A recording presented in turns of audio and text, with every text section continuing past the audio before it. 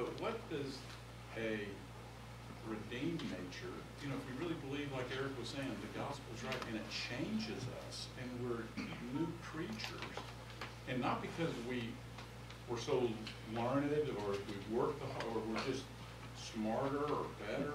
It's because we've been, from the outside in, changed. God brought grace to us. How does that change how we function in the marketplace? Does it make us even more suitable? See, I'd argue that in the rough and tumble marketplace, a redeemed person is more suitable for those challenges. You kind of hear the notion of, well, if you're a Christian, you're just not tough enough, you just don't have what it takes to kind of win. I think just the opposite is true, that we're uniquely qualified to function in the marketplace. And we can talk about why that's so. I'm saving some. I like what Eric said. I'm saving the good stuff for the last minute. And I would argue that competition can be one of the things that helps us not be lazy. Thank you.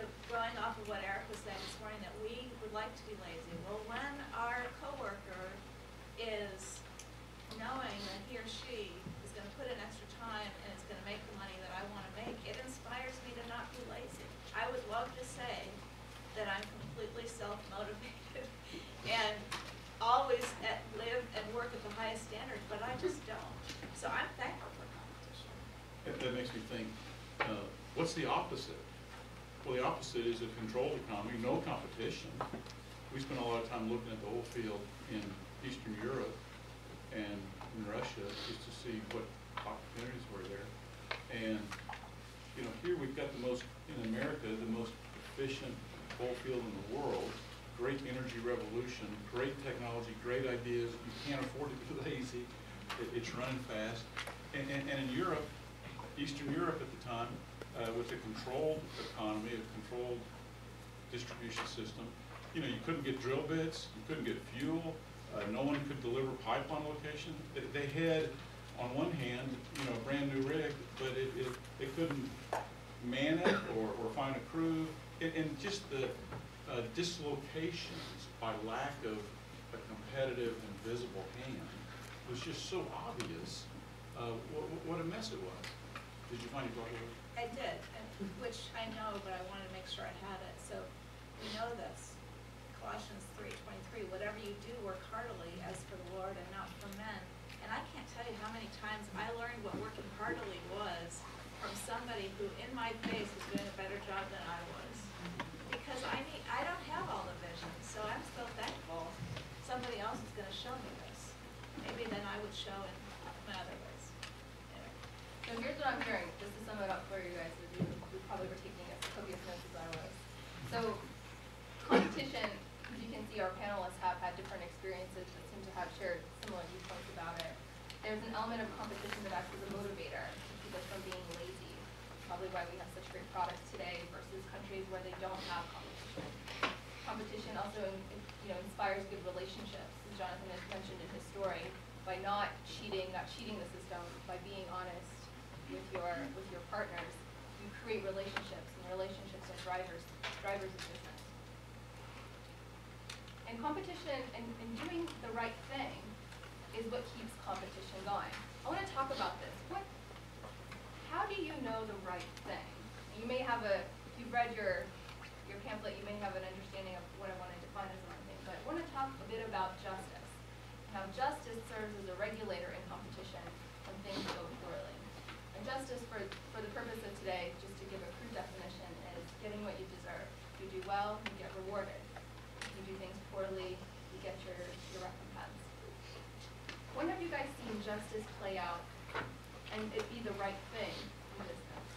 Maybe a story from your history, or a story from someone else's history. When has justice been a positive force in competition? You want me to go first again, don't don't you? Yeah. Very competitive of you. Right, yeah. I can imagine why you didn't say this at home. So let's go to the the most corrupt environment we could think of, and we're going to find justice in that. And you know, we just have to go back a little time in memory to days of WorldCom. We called it WorldCon. We had a number of companies at the time that just were abusing the system. I mean, it was pretty clear. And Can you describe a little bit about for those of you, everybody knows about WorldCom? Not really. okay, Short see, description. so a short description. WorldCom used to be MCI. MCI was a good company led by incredibly good people. But we had left. we had left. I And, don't know what MCI was. It was a okay, good company. that's really tragic. MCI made competition in telecom become a reality and brought AT&T and the rest of them to the reasonable place. They But didn't know that we used to have to pay for long distance by net. this is true. So, but you do know electricity, don't you? I could probably use the time when Thomas Edison and I invented it. Perhaps that would connect with you. But we'll go back to the time where MCI had morphed into WorldCom, purchased by Bernie Ebbers and his crew. And if you don't know it, I'll give you the short version. They managed to manipulate the numbers so badly that they raised $12.5 billion of capital fraudulently.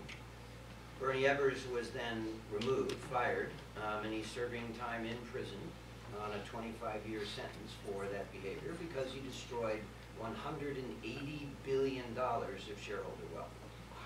His partner in crime, his CFO, Scott, spent about 5 years in prison because he became the person who told on Bernie. Now, in this environment, you could just imagine that this was a fairly corrupt company. And enter Jonathan into this environment, unbeknownst to me of what was going on, but I was asked to come in to see why the financial problems were the way they were. And after 90 days, we fired Bernie Ebbers. We decided that clearly there were problems. We admitted to the fraud. We went bankrupt 3 weeks later. And then shortly thereafter, I was fired. Now this is where justice story comes into play. I got fired because I blew the whistle on all the people that were lying and conniving and cheating.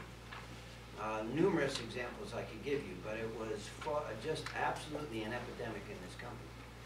And I had found it and had figured out the numbers and who were the culprits and et cetera. And a group of those people decided, hey, we need to get him out. So I was fired. I was called by the SEC chairman who was put into the company and said, listen, I know they fired you, but don't go anywhere. We're going to try to figure this out. Give us a few weeks. The creditor committee, the chairman of the board, all said the same thing. Within 4 weeks after investigating, with the numbers and all the things we had showed, I was brought back to the company, and every one of those people that I just mentioned was removed from the company. We fired 1,100 salespeople who had been posting fraudulent sales. We removed the entire financial organization, 500 people, and began restructuring the company. For whom? For the shareholders who had been destroyed? Well, we couldn't help them.